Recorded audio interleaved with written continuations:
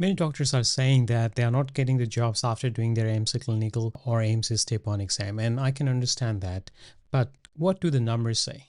If we look at the statistics right now, nearly one third of all doctors practicing in Australia were actually trained overseas. And if we look at the number of GPs in Australia, almost half of Australia's GPs came from overseas. Now, what we see in Australia is IMGs deliver over half of all GP working hours nationwide, and recent numbers from 2023 and 24 show that one international doctor registered in Australia every hour. And in just the first 10 months of last year, almost 4,700 new IMGs joined the workforce.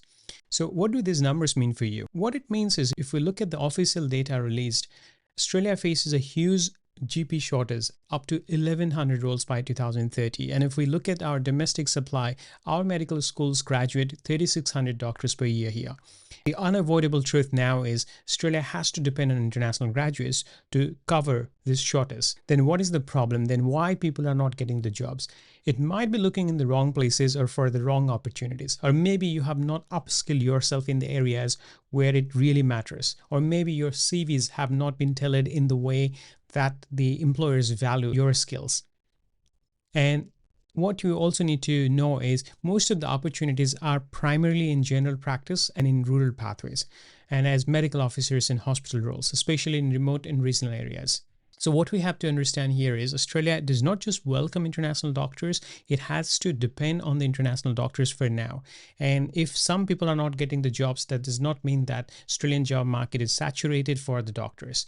It just means that you need to upskill yourself. You need to present yourself in a way that becomes valuable for the potential employers. So it might be slow for some to secure the job, but the opportunities do exist. And maybe after your next application, you'll get the job, or maybe after your 100th application, you'll get the job. It doesn't really matter. You have to keep trying and you'll get the jobs. I've seen people with long clinical gaps getting the jobs, including myself. So you have to trust yourself, trust the process, and keep trying. If you have already done AMC 1, start preparing for AMC 2 while you are looking for the jobs, and make sure that you upskill yourself to cover your gaps in the clinical practice as well. If you have any questions about getting a job in Australia or preparing for AMC clinical exam or pay scheme, please let me know in the comments. Thank you.